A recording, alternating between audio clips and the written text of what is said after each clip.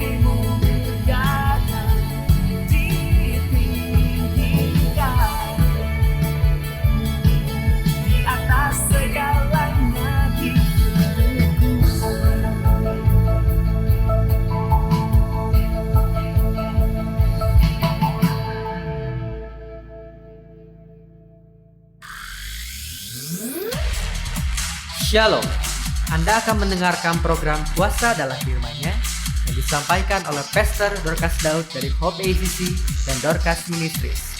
Selamat mendengar. Shalom. Kita membuka 1 Samuel pasal 30.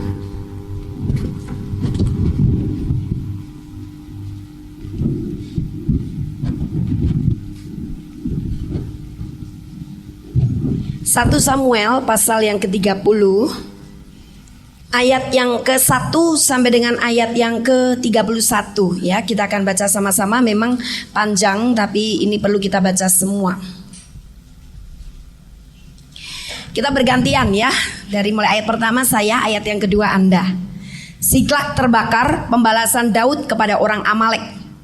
Ketika Daud serta orang-orangnya sampai ke Siklak pada hari yang ketiga, orang Amalek telah menyerbu tanah Negeb dan Siklak.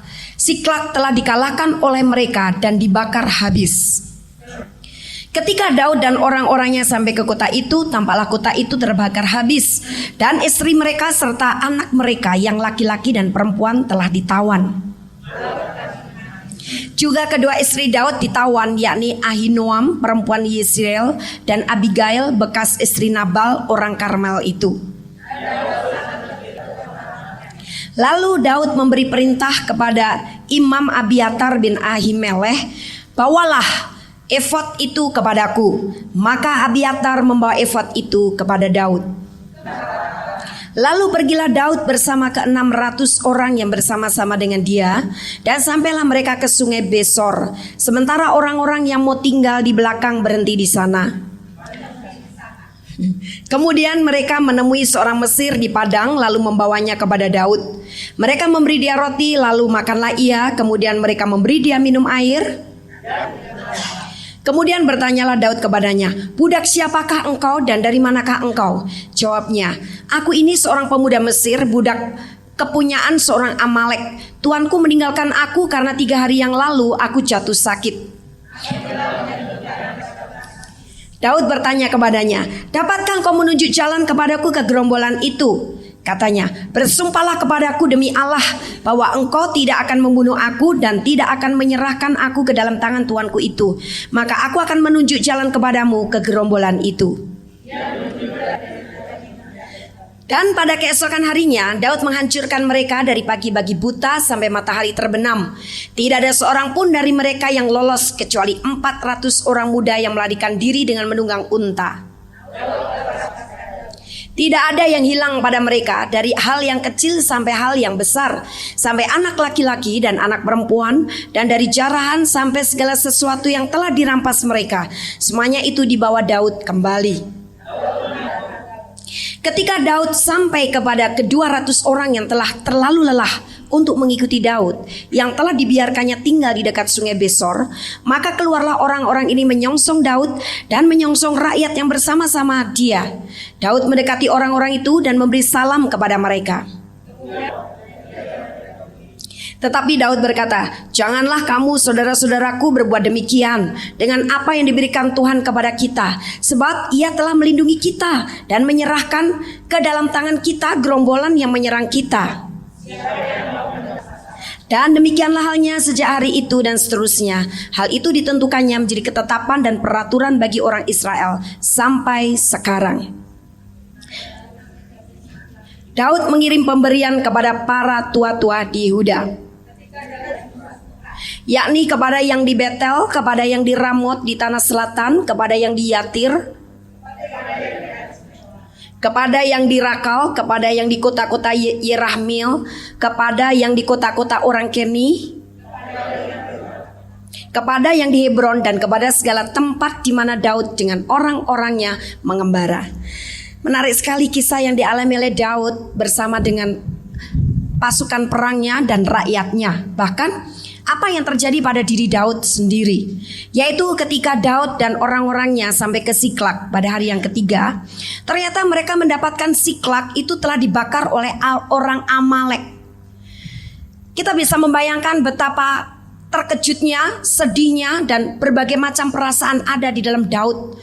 Barangkali kalau dia seorang perempuan langsung bisa nangis berteriak-teriak. Tapi Daud seorang raja yang penuh dengan penguasaan diri. Tapi toh tetap hatinya merasa sangat sedih melihat kejadian itu. Dan bukan hanya itu saja yang terjadi dengan Daud. Dalam keadaan hatinya begitu kaget dan sedih melihat Siklak yang sudah dibakar oleh orang Amalek, ternyata dia juga mendapat laporan bahwa seluruh orang-orangnya itu dijadikan jarahan oleh orang Amalek. Istri-istri mereka, anak-anak mereka, kambing domba mereka, dan harta benda yang tidak terbakar dalam pembakaran Siklak, termasuk istri-istrinya Daud sendiri. Dalam keadaan seperti itu tentu saja rakyatnya begitu kecewa, dan satu-satunya yang bisa menjadi pelampiasan untuk kekecewaan yang dialami oleh rakyatnya adalah rajanya. Mereka marah besar kepada Daud, bahkan mereka kemudian mau melempari Daud dengan batu. Mereka merasa kecewa sekali. Dalam keadaan hati yang sedih, dia menghadapi hujatan daripada rakyatnya. Seorang raja yang tadinya dielu-elukan, seorang raja yang tadinya disambut selalu dengan tempik sorak karena selalu menang di dalam peperangan, tapi kali ini mendapat hujatan daripada rakyatnya. Sungguh satu hal yang menyedihkan sekali. Dan pada saat itu Daud merasa sangat terjepit. Sampai Alkitab mengatakan, dan Daud sangat terjepit. Orang yang merasa terjepit itu merasa sekelilingnya adalah jalan buntu semua.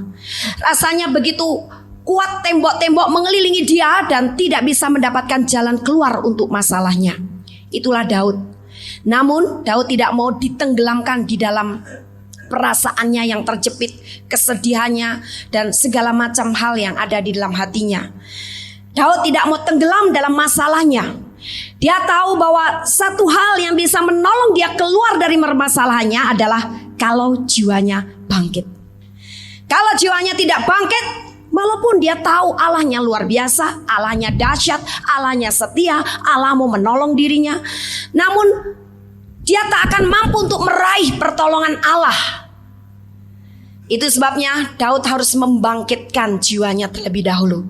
Apa yang dilakukan Daud untuk membangkitkan jiwanya supaya dia sekarang berani untuk menghadapi masalah itu dan yakin pasti dia menang menghadapi masalah itu? Yaitu Daud akhirnya datang kepada Tuhan. Dia tahu bahwa Tuhan adalah satu-satunya penolong. Tuhan adalah satu-satunya pemberi jawaban untuk masalahnya. Sekalipun kelihatannya masalahnya masalah yang sangat kronis sekali, masalah yang cukup berat.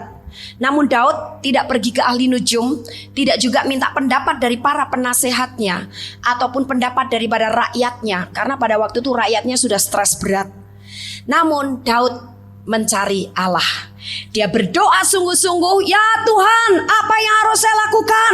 Haruskah aku berdiam diri atau aku harus mengejar gerombolan itu, menyerang dan mengalahkan mereka? Mengapa Daud perlu bertanya kepada Tuhan? Karena Daud tahu tanpa bimbingan daripada Tuhan dan petunjuk dari Tuhan, dia nanti bakal salah mengambil keputusan. Itu sebabnya Daud perlu minta petunjuk dulu dari Tuhan. Sebab kalau Tuhan yang memberikan petunjuk dan memberikan perintah kepada dia, dia melaksanakan, pasti perintah Tuhan itu tak pernah salah. Daud tak pernah mengandalkan kekuatannya sendiri, tapi Daud selalu mengandalkan kekuatan Tuhan. Itu sebabnya apa yang Tuhan omong, apa yang Tuhan katakan, itu yang dia percayai dan itu yang dia lakukan. Nah ternyata Tuhan mau supaya Daud mengejar gerombolan itu, dan Tuhan menjamin bahwa Daud akan mengalami kemenangan di dalam pengejaran atas musuhnya ini. Karena Tuhan menyertai Daud, maka apa yang terjadi? Ternyata dalam rangka dia mencari kemana arah gerombolan itu berada, Allah kirimkan malaikatnya. Walaupun malaikatnya itu adalah budak daripada orang Amalek, dan dia adalah bujang Mesir, tapi itu cukup bisa dijadikan oleh Daud untuk memberi petunjuk jalan menemukan gerombolan itu. Walaupun tadinya Daud tidak tahu bahwa dia adalah budak daripada orang Amalek, tapi karena Daud berhati lembut, Daud adalah orang yang bijaksana sekali. Sehingga setiap kali dia ketemu dengan orang yang membutuhkan pertolongan, Daud tidak berpikir nanti dulu ini orang mana nih? Ini orangku atau bukan? Ini orang Israel atau bukan? Ini rakyatku atau bukan? Daud tidak menyelidiki hal itu dulu. Pokoknya tiap kali dia melihat ada seseorang punya masalah perlu ditolong, dia dengan tidak segan-segan mengulurkan tangannya. Hatinya lembut sekali, penuh dengan belas kasihan. Tapi dengan kelembutannya seperti itulah, maka Daud yang berhasil menanamkan kebaikan kepada orang-orang yang membutuhkan pertolongannya, ternyata Tuhan jadikan itu adalah alat pertolongan Tuhan. Ternyata apa yang dia tanamkan itu tidak salah. Karena ketika bujang daripada orang Amalek ini akhirnya sudah diberi makan, diberi air minum, dan kemudian ditanya, dia mengaku bujang daripada Amalek. Akhirnya Daud meminta supaya bujang itu menolong dia menunjukkan gerombolan itu. Dengan perasaan yang senang hati, orang atau bujang daripada orang Amalek itu mau melakukannya. Bujang daripada orang Amalek ini, walaupun dia tahu kalau pada akhirnya apa yang dia lakukan ketahuan oleh tuannya, dia bakal ditangkap, bahkan barangkali dijebloskan dalam penjara dan dibunuh, namun dia tetap mau menolong Daud. Karena apa? Daud sudah telanjur berbuat kebaikan kepada dirinya. Itu sebabnya dengan cepat sekali Daud bisa menemukan gerombolan orang Amalek. Dan apa yang dia lihat ketika ketemu dengan gerombolan orang Amalek itu, ternyata orang Amalek sedang berpesta pora. Mereka minum-minum, mereka makan-makan, sebab jaran mereka memang terlalu banyak. Sebab Daud dan rakyatnya itu kaya. Jadi mereka mendadak jadi orang kaya raya. Biasa kalau orang menjadi orang kaya mendadak, akhirnya jadi mabuk harta. Dan kalau sudah mabuk harta lupa diri. Wah, apa saja dia lakukan, dosa atau tidak dosa. Pokoknya yang penting pesta pora dulu, pesta pora dulu. Nah, ini orang Amalek juga begitu. Tentu saja hal ini atas campur tangan Tuhan, supaya membuat gerombolan itu dalam keadaan lengah. Sebab kalau gerombolan itu tidak dalam keadaan lengah, senantiasa jadi pasukan orang Amalek yang berjaga-jaga, tidak bisa diserbu oleh Daud secara tiba-tiba. Tapi dalam keadaan mereka minum-minum, makan sampai kenyang, berpesta pora, tertawa-tawa, barangkali sampai ada yang mabok. Justru saat itulah suasana yang paling tepat sekali untuk Daud menyerbu dengan tiba-tiba. Dan apa yang terjadi luar biasa. Kemenangan ada di pihak Daud. Dan semua yang dijarah oleh orang Amalek ternyata dikembalikan kepada Daud. Dari istri-istri mereka, termasuk istrinya Daud, anak-anaknya, harta bendanya, sampai kambing dombanya. Bahkan Alkitab tadi mengatakan di dalam ayat yang ke-19, tidak ada yang hilang pada mereka, dari hal yang kecil sampai hal yang besar, sampai anak laki-laki dan anak perempuan, dan dari jaran sampai segala sesuatu yang telah dirampas mereka, semuanya itu dibawa Daud kembali. Luar biasa. Tidak ada satupun barang-barang, anak istri, kambing domba yang dijarah oleh orang Amalek itu tidak bisa diambil balik oleh Daud. Berarti dari pihak Daud tidak ada kerugian yang mereka alami. Walaupun kelihatannya mereka tadinya mengalami kerugian yang besar dan amat sangat. Itu sepertinya adalah peristiwa malapetaka yang paling besar, paling dahsyat terjadi dalam Daud dan rakyatnya. Tapi ternyata Allah mengembalikan semua barang-barang, manusia-manusia dan ternak yang dijarah oleh orang Amalek. Satupun, baik yang besar apalagi yang kecil, tidak ada yang tidak dikembalikan kepada Daud. Ini satu hal yang luar biasa. Bahkan ketika hal itu sudah dikembalikan kepada Daud, karena tadi sebagian orang tidak kuat mengikuti Daud, mereka berhenti di tepi sungai apa tadi? Besor. Kemudian ketika Daud dan rakyatnya pulang membawa jaran kembali itu, orang-orang yang dursila, orang-orang yang durjana dan jahat, mereka protes kepada Daud. Udah deh, karena mereka tidak ikut berperang, gak usah dikasih kembali jaran ini. Ini kan bagian kita. Kita yang susah-susah kerja, kita yang susah-susah perang, kita yang susah-susah untuk mengambil balik jaran ini. Mereka tidak ikut perang, enak-enak mau menikmati jarahan ini. Tapi Daud sekali lagi menunjukkan hatinya yang sangat lembut. hati yang lembut penuh dengan kebijaksanaan, selalu memberikan keputusan dari pertimbangan yang adil. Dia bilang, jangan begitu, ini semuanya kan dari Tuhan. Mestinya kita ini bersyukur. Dalam keadaan mengalami malapetaka, dirampas habis-habisan, Tuhan kembalikan semuanya kepada kita. Itu adalah satu hal yang luar biasa. Makanya biarin yang mereka bagi juga jarahan ini. Jangan hanya dikembalikan anak istrinya, tapi barang-barangnya juga kembalikan. Biar mereka menikmati hasil daripada jarahan ini. Dan tidak hanya itu saja, Daud bukan hanya lembut hatinya kepada rakyatnya, tapi sampai dia juga mengirimkan pemberian itu kepada para tua-tua di Yehuda. Dia tidak pernah menjadi seorang raja yang egois. Dia selalu peduli kepada yang lain. Itu sebabnya sampai dia bersusah payah mengirim bingkisan kepada para tua-tua di Yehuda. Karena Pak Daud hatinya mengasihi sesama. Daud bisa mempunyai hati yang mengasihi sesama karena Daud sungguh-sungguh mengasihi Allah. Dari mana kita tahu? Tercermin dari ungkapan hatinya yang tertulis dalam kitab Mazmur. Kalau kita membaca kitab Mazmur, kita bisa membaca hatinya Daud transparan. Betapa dia sangat mengasihi Allah. Dan kasih kepada Allah ini akhirnya mewarnai hubungannya dengan sesama, mewarnai hubungannya dengan orang lain. Sehingga walaupun orang berbuat jahat, orang berbuat buruk terhadap dirinya, namun Daud tidak pernah membalas kejahatan dengan kejahatan. Bahkan Daud selalu mau berusaha berbuat kebaikan dan menolong sesama. Karena dia menyadari bahwa Allah sangat mengasihi dia. Tapi saudara, yang kita pelajari dari kehidupan Siklak yang terbakar ini adalah bagaimana dalam keadaan situasi terjepit, akhirnya Daud mengalami kemenangan. Bukankah banyak kali orang Kristen juga berada dalam satu situasi yang seperti ini? Terjepit berbagai macam masalah dan seakan-akan semua orang di sekitarnya menyalahkan dia. Semua orang di sekitarnya tidak ada yang berpihak kepada dia. Bahkan barangkali sudah menghakimi dia, menolak, menyingkirkan, atau sudah menjatuhkan vonis bahwa orang Kristen ini adalah orang Kristen yang tidak bisa dipercaya dan berbagai macam komentar yang buruk-buruk. Kadang-kadang orang Kristen berada dalam situasi seperti itu. Tapi kalau kita yang sedang mengalami situasi seperti itu, apa yang kita lakukan? Bingungkah? Streskah? Frustrasikah? Marah-marahkah? Bunuh dirikah? Wah, udah deh, aku tak mati, meninggalkan dunia ini supaya masalah selesai. Saudara, jangan dikira orang bunuh diri itu selesai dari masalah loh saudara.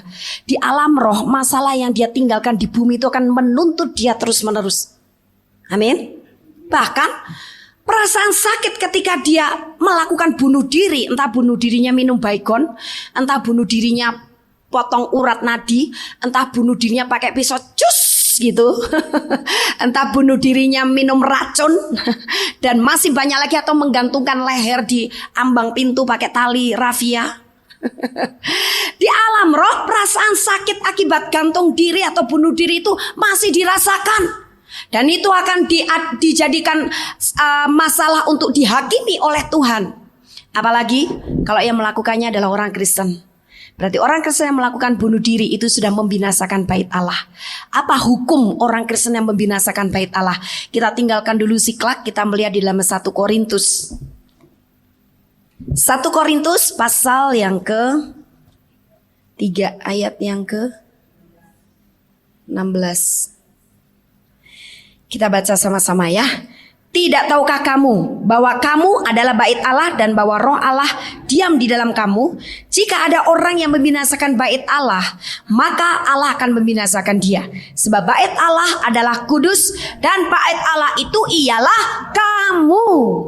Jadi hukum kita melakukan bunuh diri itu adalah kita akan dibinasakan oleh Allah. Dan selama-lamanya sampai kepada kekekalan nanti, itu perasaan sakit dan dikejar dosa itu tidak habis-habisnya. Nah, itu sebabnya jangan biarkan situasi yang sangat menjepit Anda itu membuka celah untuk roh bunuh diri masuk di dalam pikiran. Biasanya roh bunuh diri itu masuk dulu dalam pikiran. Pikiran dibuat begitu gelap, matanya juga jadi gelap. Jadi lihat pisau juga gelap, dikira kue. Lihat baygon dikira Sprite, dia minum karena matanya gelap.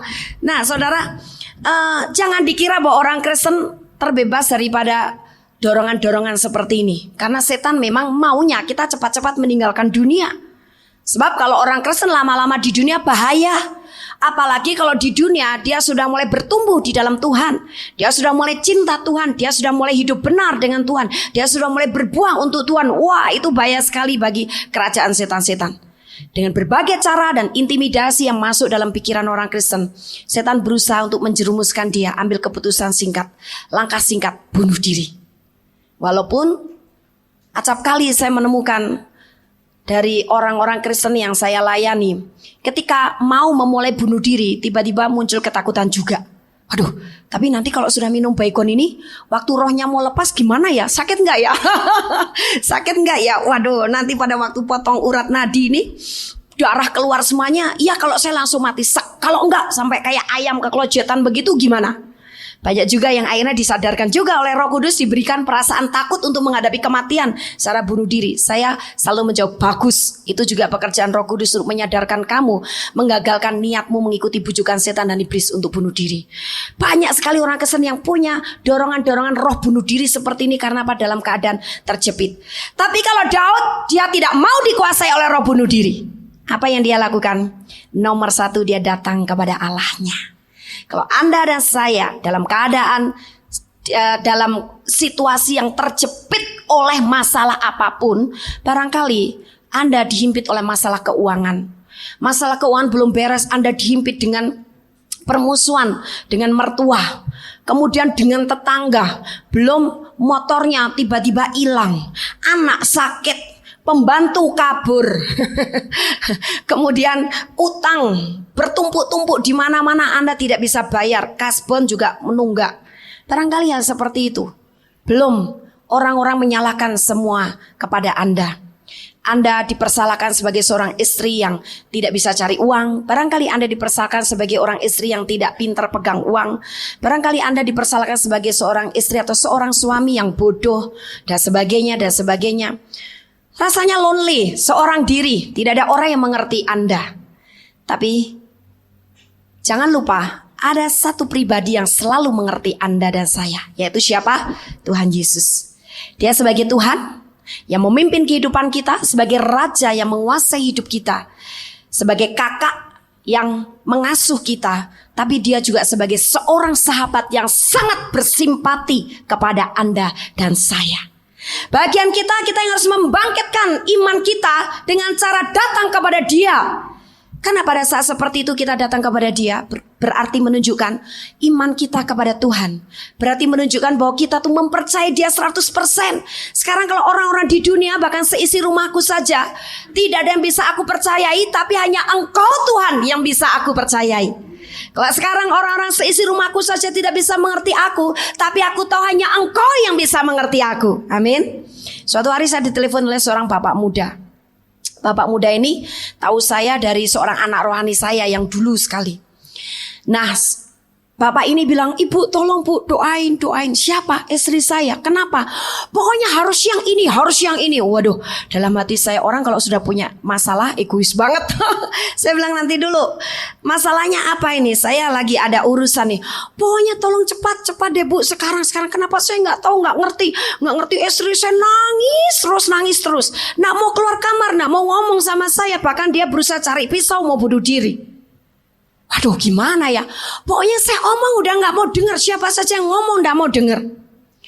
Oke lah, saya sempatin datang ke sana. Rumahnya juga jauh, susah saya mencarinya karena rumahnya kecil, di gang kecil, becek lagi.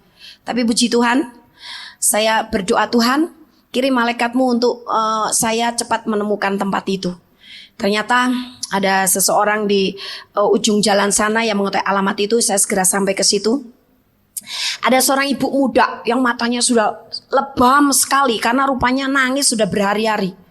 Kucel sekali dan dia diam aja sambil telungkupkan kepalanya. Saya pegang pundaknya, saya bilang, kenapa? Langsung tangan saya dibuang begini. Kenapa? Saya bilang. Tapi saya sadar, percuma saya ngomong banyak-banyak. Lebih baik saya langsung bertindak dengan iman.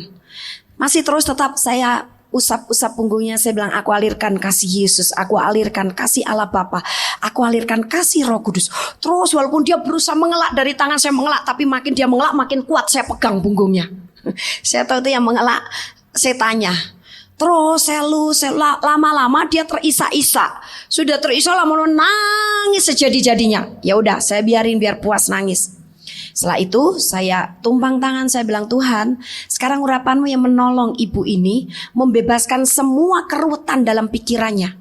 Tiba-tiba Roh Kudus memberikan perasaan kepada saya. Ini perasaan lonely, merasa disalahkan terus menerus, merasa sendiri, tidak ada orang mengerti dia. Akhirnya dia merasa tertuduh. Oke, sekarang semua kerutan dalam pikirannya, merasa disalahkan, tidak ada orang mengerti, perasaan tertuduh, aku cabut dari pikirannya dalam nama Yesus. Saya tuh melihat kayak ada benang kusut gitu terus tercabut gitu loh. Nah, dengan iman saja, walaupun ibu ini tidak muntah, saya dapat vision seperti benang kusut sudah terlepas. Saya percaya pikirannya sudah tenang. Setelah saya melihat itu, saya bilang, Tuhan terima kasih. Sekarang urapanmu mengalir dan memberikan damai sejahtera kepada ibu ini, dan memberikan ketenangan dalam batinnya. Kasih-Mu terus mengalir dan membuat dia mau mengampuni, mengasihi istrinya, mengampuni, mengasihi suaminya. Terima kasih Tuhan, dan dia tidak menutup hatinya untuk berkomunikasi dengan orang lain. Berikan terang-Mu dalam pikirannya sehingga dia bisa berpikir jernih. Dalam nama Yesus, haleluya, amin. Saya tunggu, akhirnya dia sadar sendiri. Dia lap matanya sambil masih agak setengah terisak, baru dia cerita, habis gimana Bu Pendeta? Saya ini merasa sendiri di sini. Suami saya nyalain saya terus. Mertua saya juga begitu. Terus keponakan saya, apalagi kakak ipar saya sudah jenuh, bosan tinggal di rumah ini. Saya nggak mau tinggal campur sama mertua lagi, sama kakak lagi. Kakak ipar. Saya maunya suami saya itu ngontrak sendiri, rumah kecil-kecil. Saya juga mau, daripada saya tersisa di sini. Kalau ada masalah selalu saya disalahin. Anehnya suami saya ikut-ikutan nyalain saya. Jadi saya merasa sendiri. Buat apa saya hidup? Wah, udah ngeluarin semua unek-uneknya. Saya dengerin aja. Rupanya dia butuh tempolong. Cuma butuh tempolong. Coba saudara kita tidak munafik ya. Kadang-kadang membutuhkan suatu saat orang yang bisa menjadi tempolong untuk mengeluarkan semua unek-unek di dalam hati kita. Betul enggak? Rasanya kalau nggak ada itu lonely banget gitu. Aduh, kok nggak ada. Padahal saudara, sekalipun kita tidak menjumpai orang-orang siap sedia jadi tempolong kita, Tuhan Yesus selalu mau jadi tempolong saudara dan saya. Amin. Ngobrol aja sama Tuhan. Tapi karena memang mereka keluarga Kristen yang baru, itu mertuanya masih banyak ada hiolo segala macam. Nah, akhirnya selesai dia ngomong begitu-begitu, saya bilang, jangan bilang bahwa semua orang tidak peduli sama kamu. Jangan bilang bahwa tidak ada yang kasihan dan memperhatikan kamu. Sekalipun kelihatannya orang-orang di rumahmu ini tidak memperhatikan kamu, bahkan cenderung menyalahkan kamu terus-menerus. Termasuk suamimu, mertuamu, iparmu, keponakanmu, semua rasanya memusuhi kamu. Tapi ada satu pribadi yang tak pernah memusuhi kamu, yaitu Tuhan Yesus. Walaupun acap kali kita yang memusuhi dia. Karena kadang-kadang kalau orang Kristen berdoa, tidak dijawab-jawab, tidak terjadi, kesal banget sama Tuhan, jengkel sama Tuhan. Apakah itu bukan salah satu bentuk memusuhi Tuhan? Walaupun tidak menghujat Tuhan, ya Tuhan, kenapa sih kok nggak dijawab-jawab? Tuhan, aku mau begini. Wah, Tuhan itu gimana sih? Saya udah berdoa lama-lama, berpuasanya udah 40 hari 40 malam, tidak dijawab-jawab juga doa saya, tidak dikabulkan lagi. Nah saudara, saya ingatkan ibu itu bahwa ada Yesus yang tetap bersimpati kepadamu. Asal sekarang bangkitkan kemauan hidupmu, semangat hidupmu. Jangan mau ditipu setan, mau bunuh diri cari pisau. Ya kalau berani nusuk perutnya sendiri pakai pisau. Kalau enggak kan tiwas malu. Apalagi kalau sudah berusaha bunuh diri, enggak mati juga. Udah masuk ke rumah sakit, ceritanya kemana-mana coba. Malu enggak? Kalau langsung mati ya sudah, enggak dengar cerita orang-orang. Kalau enggak mati, hanya dibawa ke rumah sakit, kemudian diinfus, dijahit sana, jahit sini. Semua orang Kristen pada nengok, pada aduh kasihan kamu kenapa sih bunuh diri, imannya gak kuat. Malah tambah dicemooh, malu kan. Oh iya katanya. Nah untungnya apa kamu bunuh diri? Nah sekarang bangkit, datang kepada Tuhan. Gimana Bu caranya? Ayo kita nyanyi puji Tuhan. Saya ajak dia memuji Tuhan. Waktu itu saja dia menyanyikan kami naikkan syukur padamu. Coba sekarang kamu mengawali untuk jiwamu bangkit, rohmu bangkit kepada Tuhan, ucap syukur. Bisa nggak laku kami ucap syukur padamu? Bisa Bu, ayo kita nyanyi bareng-bareng. Saja dia ngucap syukur. Dan ternyata jiwanya terbangkit, tiba-tiba dia wajahnya mulai cerah, langsung saya bersihkan lagi dan saya minta supaya Tuhan menyatakan diri, menampakkan diri kepada dia secara alam roh supaya dia yakin bahwa Tuhan menyertainya. Dia bisa dapat fashion, dia bilang, "Oh Tuhan, terima kasih, Engkau baik. Ternyata Engkau selalu menyertai saya, setia menyertai saya." Roboh di kursi, akhirnya saya pulang. Malam harinya suaminya telepon, "Aduh Bu, terima kasih Bu, istri saya sudah manis sekali. Sekarang sudah mau tidur sama-sama saya." Saudara, ini satu contoh saja. Sebetulnya banyak orang Kristen juga menghadapi yang sama dan melakukan kasus yang sama. Rasanya seorang diri dan frustrasi sekali. Apa yang perlu kita lakukan pada saat terjepit seperti itu? Pertama, bangkitkan jiwamu, bangkitkan rohmu, datang kepada Tuhan, mengucap syukur terlebih dahulu. Amin. Sebab setan itu paling tidak suka orang Kristen mengucap syukur. Setan paling takut sebenarnya dan paling marah kalau mendengar orang Kristen mengucap syukur. Setan maunya mendengar orang Kristen menghujat Tuhan. Setan maunya mendengar orang Kristen marah-marah. Setan maunya mendengar orang Kristen berkeluh kesah. Setan maunya mendengar orang Kristen mulutnya memaki-maki. Setan maunya melihat orang Kristen frustrasi, stres dan sebagainya. Tapi Allah senang melihat dan mendengar kita mengucap syukur untuk segala sesuatu. Paulus mengingatkan kita bahwa mengucap syukur itu dalam segala hal. Jadi langkah pertama, ucapkan syukur dulu walaupun hatimu pedih. Terus mengucap syukur walaupun hatimu pahit.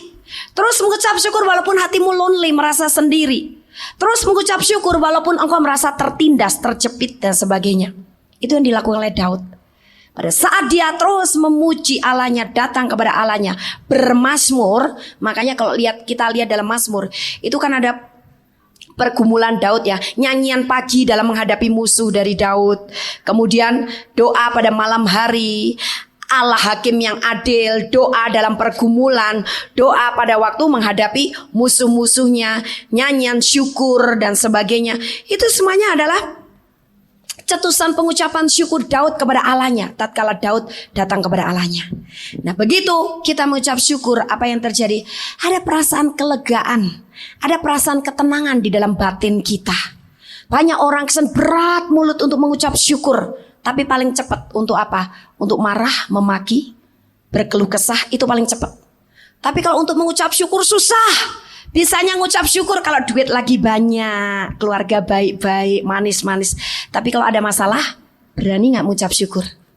Berani atau tidak berani, itu adalah kunci pertama untuk engkau memenangkan masalahmu.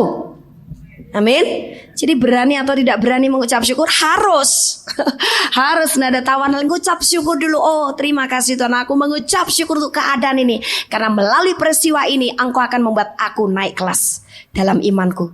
Engkau saatnya melakukan mujizat untuk masalah ini. Saatnya aku akan melihat kemenangan yang luar biasa yang tidak pernah saya alami. Nah, imanmu akhirnya bisa berkata seperti itu ketika apa? Kita mengucap syukur. Ketika kita sudah mengucap syukur, akhirnya kita bisa berdoa dengan tenang. Itu langkah yang kedua. Ya. Dan doa yang tenang itu akan menghasilkan kuasa yang luar biasa untuk mengubah keadaan yang buruk menjadi satu kemenangan. Untuk mengubah keadaan yang jelek itu menjadi satu hal yang baik. Kalau apa? Kita doa di dalam hati yang tenang.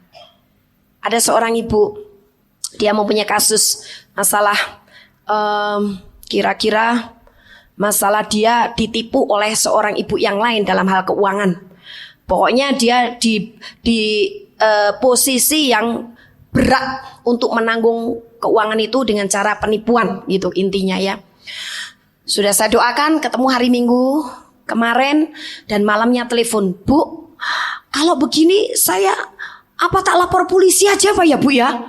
Soalnya saya benar-benar gak berbuat, gak pakai uang itu. Saya gak nipu uang itu. Tapi daripada aku nanti yang disalahkan, nanti daripada aku yang dijebloskan penjara, mending aku lapor dulu ke polisi." Wah, saya tahu ibu ini telepon kepada saya, tanya kepada saya seperti itu dalam keadaan panik. Nah, kalau dalam keadaan panik, jangan kita mengambil keputusan apa-apa.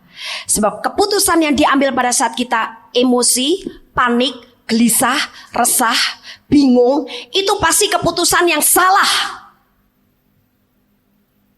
Kita hentikan dulu kesaksian tentang ibu ini. Saya akan bercerita sedikit tentang seorang bapak. Bagaimana dia menyesali satu pernikahannya yang akhirnya berakhir dengan perceraian. Karena dulu dalam keadaan emosi, ambil keputusan bercerai. Setelah sekian lama dia menyesali kenapa mesti bercerai. Apalagi dia juga mulai memikirkan anak-anaknya kasihan menjadi korban perceraian. Tapi dia mengaku bahwa dulu ketika mengambil keputusan bercerai itu karena emosi, sedang emosi, marah betul kepada istrinya. Nah saudara, akibatnya menghadirkan kesalahan yang fatal. Dan kesalahan fatal memang dengan Tuhan bisa diperbaiki, tapi kita juga bayar harga gitu, menderita dulu dan mengalami hal-hal macam-macam masalah yang tidak enak dulu. Nah jadi saya bilang kepada ibu itu, tenang dulu. Saya tahu Anda ini dalam keadaan bingung, kacau balau. Jangan mengambil keputusan apa-apa. Berdoa dengan tenang, tanya kepada Tuhan. Tuhan, dalam menghadapi masalah ini hikmat-Mu apa? Saya mau mengikuti Engkau dan silahkan Kau yang bekerja melalui saya. Tapi tanyalah dengan hati yang tenang dulu. Sebab kalau hati Anda tidak tenang, langsung ambil tindakan, nanti melahirkan kesalahan yang fatal, keputusan yang fatal. Hanya kesalahan itu berikut-ikut, bertambah-tambah. Sedangkan kesalahan atau masalah awal, masalah pertama itu belum terselesaikan, tapi muncul masalah berikutnya. Karena apa? Kita salah mengambil keputusan. Tapi puji Tuhan, ibu itu akhirnya sadar dan dia bilang, oh begitu ya Bu ya. Baik dah, kalau begitu saya mau doa dulu. Nah saudara, mengucap syukur supaya hatimu tenang. Ketika tenang Anda berdoa, maka selesai Anda berdoa, Anda akan mendapatkan hikmat Allah yang luar biasa. Apa yang harus Anda lakukan. Amin. Seperti Daud, dia tahu bahwa ternyata dia harus mengejar gerombolan itu dan menyerang, mengambil balik semua jarahannya. Tatkala dia sudah berdiam diri di hadirat Allah, dia menemukan hikmat dan jawaban daripada Allah, sehingga dia mengambil keputusan yang tepat. Itu yang membuat kemenangan di dalam Daud. Nah, ketika Daud akhirnya berhasil mengejar dan menyerang, akhirnya sukacita yang dia alami, kemenangan yang dia alami. Semua masalah akan bisa kita kalahkan dengan mudah, akan bisa kita selesaikan dan berakhir dengan kemenangan kepada kita, asal kita tetap berpaut kepada Tuhan. Sebab kalau kita membaca dalam Mazmur 24 ayat yang ke-7 sampai 8, kita baca. 1, 2, 3. Angkatlah kepalamu, hai pintu-pintu gerbang, dan terangkatlah kamu, hai pintu-pintu yang berabad-abad, supaya masuk Raja Kemuliaan. Siapakah itu Raja Kemuliaan? Tuhan jaya dan perkasa, Tuhan perkasa dalam peperangan. Luar biasa, dari ayat ini kita menyadari dan kita tahu bahwa Tuhan itu jaya dan perkasa, Tuhan itu perkasa dalam peperangan. Artinya apa? Tuhan itu besar dan kuat. Jadi kalau kita punya Tuhan yang besar dan kuat, Dia adalah Tuhan yang bisa kita andalkan. Asal kita menanggalkan dulu kebiasaan mengandalkan kekuatan sendiri, mengandalkan orang lain, mengandalkan pikiran kita. Kita tanggalkan dulu. Sekarang kita beralih dengan mengandalkan kekuatan Tuhan. Amin. Maka tatkala kita mengandalkan kekuatan Tuhan, karena Dia tahu Dia adalah Tuhan yang besar dan kuat, jaya dan perkasa, dan Dia perkasa dalam peperangan, sehingga setiap kali Dia menyelesaikan masalah kita dengan tepat dan benar, maka kita akan mengalami berkat-berkatnya yang luar biasa. Bahkan dengan tenang kita akan tetap bisa mengikuti perlombaan iman dengan benar. Kita melihat dalam Ibrani pasal yang ke-12. Karena kita mempunyai banyak saksi bagaikan awan yang mengelilingi kita, marilah kita menanggalkan semua beban dan dosa yang begitu merintangi kita, dan berlomba dengan tekun dalam perlombaan yang diwajibkan bagi kita. Marilah kita melakukannya dengan mata yang tertuju kepada Yesus yang memimpin kita dalam iman, dan yang membawa iman kita itu kepada kesempurnaan, yang dengan mengabaikan kehinaan tekun memikul salib, ganti sukacita yang disediakan bagi Dia yang sekarang duduk di sebelah kanan tahta Allah. Luar biasa. Kita bisa memasuki perlombaan iman dengan benar, perlombaan iman dengan tekun. Perlombaan iman ini dilakukan atau diadakan terus menerus. Jadi bukan hanya tahun 2003 ini kita sedang masuk dalam perlombaan iman. Nanti tahun 2004 santai dulu Bayangkan kalau seorang pelomba lari selalu dia cari waktu santai untuk melepas lelah. Tiap kali seperti itu kemudian tarik-tarik dulu kaki, tangan. Kehabisan waktu. Dan rasanya kalau sudah santai sekali pengen santai terus, sukar sekali untuk lari lagi. Karena apa? Sudah menikmati kesantaiannya. Sementara tiba-tiba peluit dibunyikan, tanda perlombaan berakhir, menyesalah si pelari ini. Karena apa? Dia banyak santai. Sama dengan kita, saudara. Kalau kita mengikuti perlombaan iman, lakukanlah perlombaan itu dengan tekun. Terus menerus sampai kapan? Sampai Yesus datang kedua kalinya. Dia akan memimpin kita dari iman yang satu kepada iman yang lain yang lebih tinggi. Dari iman yang satu kepada iman yang sempurna. Karena dia adalah pemimpin iman kita. Marilah kita melakukannya dengan mata yang tertuju kepada Yesus yang memimpin kita dalam iman. Dan yang membawa iman kita itu kepada kesempurnaan. Yang dengan mengabaikan kehinaan, tekun memikul salib ganti sukacita yang disediakan bagi dia. Yang sekarang duduk di sebelah kanan tahta Allah. Dia adalah pemimpin dari iman yang satu kepada iman yang lain. Makanya dalam mengikuti perlombaan iman, mata tertuju kepada Yesus. Jangan kepada mertua, jangan kepada ipar, jangan kepada suami yang nyalain terus seperti ibu muda tadi. Jangan kepada orang yang sedang menipu nama kita. Jangan kepada orang yang sedang memfitnah kita. Jangan kepada orang-orang yang sedang tidak peduli kepada kita. Tapi mata harus tertuju tetap kepada Yesus. Maka apa yang terjadi? Imanmu sanggup mengalahkan masalah itu dan mengalami kemenangan seperti Daud. Kuatkan imanmu hanya kepada Tuhan saja. Jangan lekatkan imanmu kepada manusia. Sebab iman kepada manusia itu kekecewaan yang akan kita peroleh. Tapi iman kepada Yesus tidak akan pernah kecewa. Ada kalanya kita harus punya iman sendiri kepada Tuhan tanpa ditopang oleh orang lain. Ketahuilah saudara, ada saat-saat tertentu di mana kita harus punya iman seorang diri hanya bergantung kepada Tuhan. Tidak lagi bergantung kepada topangan iman orang lain, dukungan iman orang lain, tapi sendiri saja dengan Tuhan. Saya setiap kali mengalami hal itu, tapi yang saya terima terus-menerus adalah Tuhan selalu menolong saya. Tuhan selalu memberikan kemenangan dan Tuhan tidak pernah mengecewakan.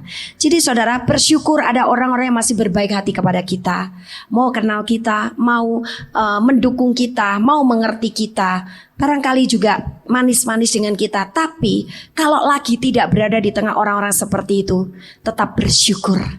Karena kita harus tetap mempunyai hati yang melekat kepada Tuhan, mata yang tertuju kepada Yesus, supaya kita tidak berhenti mengikuti perlombaan iman dan kita tidak tenggelam dalam masalah namun kita memenangkan masalah itu. Yang terpenting adalah dalam keadaan situasi kondisi apapun, hanya Yesus jawabannya. Amin. Jadi dalam keadaan apapun jangan pernah merasa terjepit sampai frustrasi. Dengan Tuhan Yesus pasti ada jalan keluar. Amin. Haleluya. Kami percaya Anda pasti diberkati oleh firman Tuhan yang disampaikan oleh Pastor Dorcas Daud STH dari Hope ACC dan Dorcas Ministries. Dan bila Anda memiliki pertanyaan seputar kegiatan pelayanan kami, Anda dapat menghubungi kami di 08 222 703 0006. Sekali lagi di 08 222 703 0006. Sampai jumpa kembali. Tuhan Yesus memberkati.